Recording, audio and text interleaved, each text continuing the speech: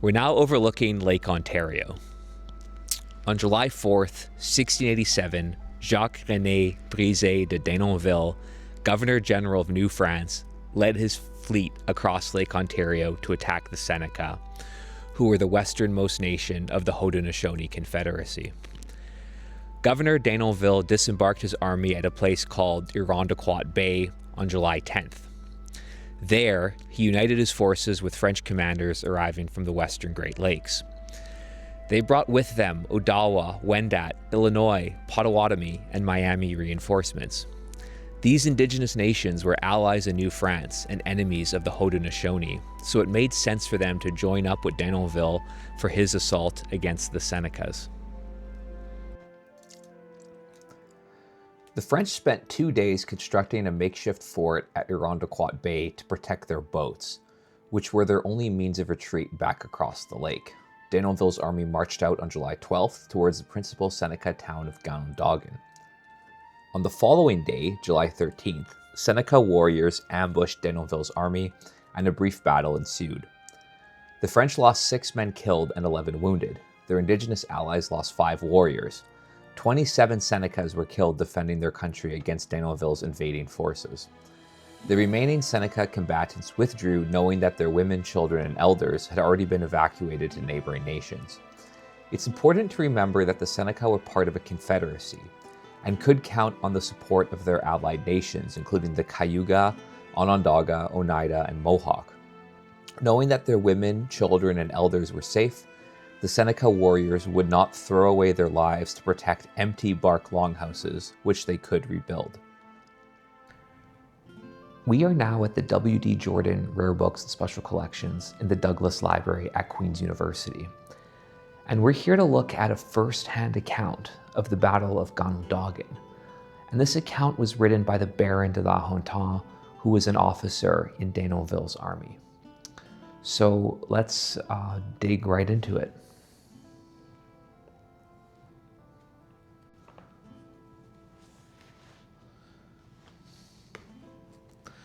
Okay, so here we have the book, volume 1 of 2, published by the Baron de la Hontan in the early 18th century. So this version comes from 1709, and it's titled Nouveau Voyage de Monsieur le Baron de la Hontan dans l'Amérique septentrionale, and this is sort of the title page, but we'll kind of go into the book because I'm looking for a specific part where he talks about the battle with the Senecas in July of 1687. And the way that the Baron de la Hontan arranged his account was a series of letters that he wrote to a patron back in France about his experiences in North America. So the Denonville attack actually comes in letter 13, which we have on this page here. And you sort of, at the start of each letter, he kind of gives a bit of a summary of what the letter's about. So here he says, qui contient une description désavantageuse de la campagne faite au pays des Iroquois. So he's going to give a description of the sort of unfavorable campaign, military campaign undertaken by Denonville in the country of the Iroquois. But to get even more specific, the exact passage where he talks about the battle begins at the sort of bottom of page 98 here, where you can, and you might not be able to actually make this out on camera because maybe the angle is not super great, but at the bottom of the page he does mention where ils étaient embusqués, they were ambushed at un quart de lieue du village, so a quarter of the league from the village, the main Seneca village of Ganondagan. They were ambushed by around 500 Senecas waiting in ambush. And the passage continues onto the next page as well, into page 99.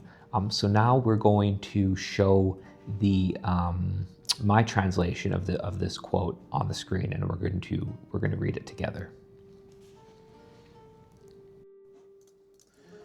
When we reached the foot of the ridge on which they, meaning the Seneca, were lying in ambush, a quarter of a league from the village, they began their customary war cries, followed by a few musket volleys.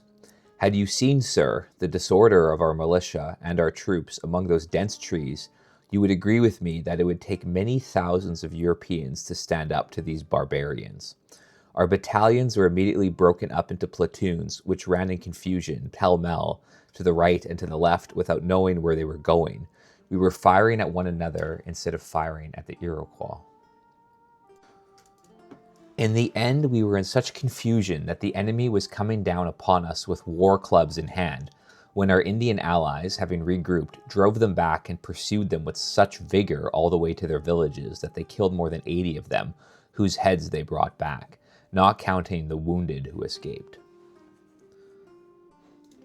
Okay, let's look now at this woodcut image that appears as part of the publication of the Baron de la Hontan's Nouveau Voyage. We're going to start by analyzing the bottom half of the image. Here we can see the different segments of Denonville's army, which we'll go through one by one. So first, at the bottom right, we see Sauvages Amis et Alliés. So these are the indigenous allies of New France who are joining in the fight against the Seneca. These include Christian indigenous warriors living in the St. Lawrence Valley, such as those from the communities of Ganondagan and Ganondagan. Moreover, several indigenous warriors from the Western Great Lakes, like the Odawa, Potawatomi, Illinois, and Miami, also form part of New France's indigenous allies who were joining in this war against the Seneca. Next, we see the milices. So these are the everyday French-Canadian habitants, or farmers, conscripted to serve in Denonville's army as militia, essentially. Next, we see the troupes réglées. So these are the French regular troops, called the troupes de la marine in New France. These were the professional army, the professional officers and soldiers in Denonville's army. Most of these men would have arrived from France in later periods, such as in the 18th century, in the 1700s.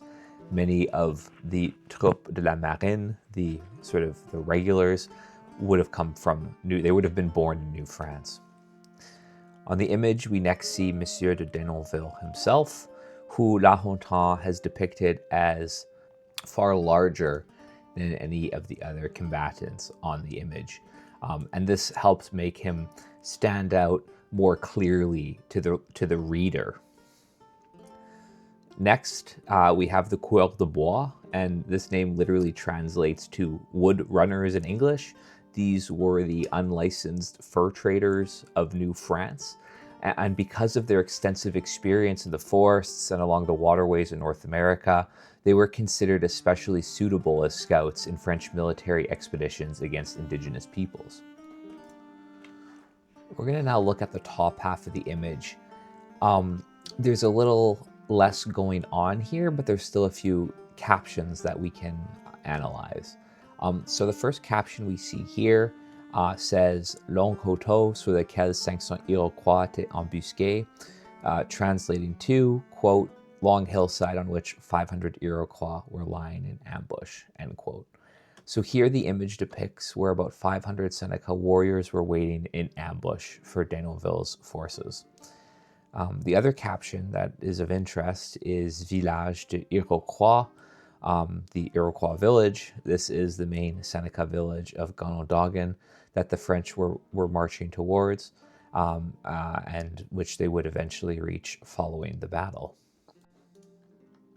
In the days following the battle, the French army burned and looted the main Seneca town of Ganondagan, as well as several smaller villages. French soldiers put all these settlements and the surrounding cornfields and granaries to the torch. Denonville estimated that French forces cut down and burned 1.2 million bushels of corn. This would have caused hardship for the Senecas and taxed food resources of neighboring nations, who would have been obliged to provide for Seneca refugees. But that's just it. Because they were part of a confederacy, no Seneca would suffer starvation.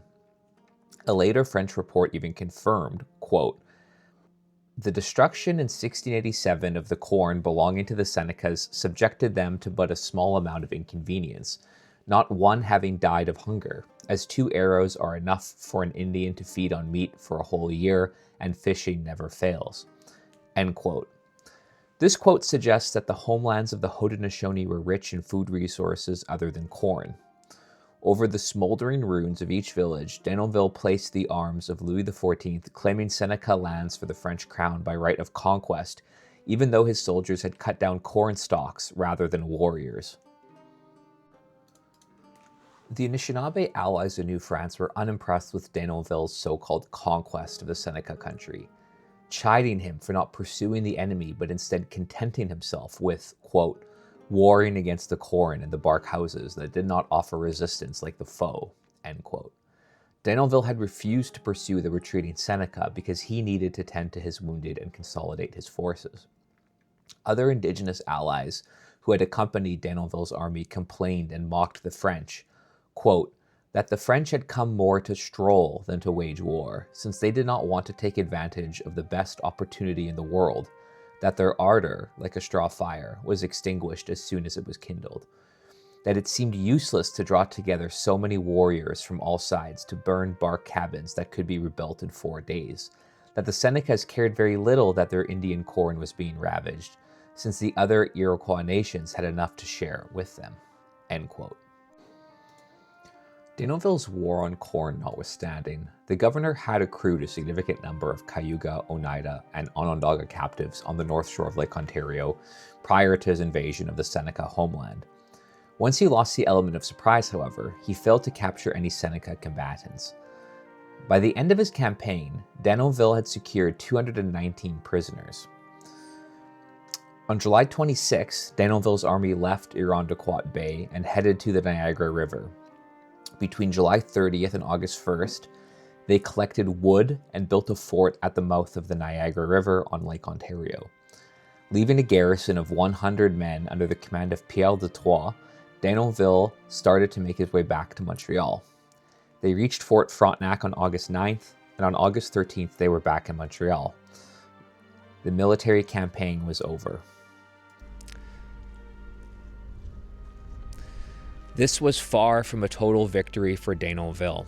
While Seneca corn had been destroyed, the Seneca fighting force remained very much intact.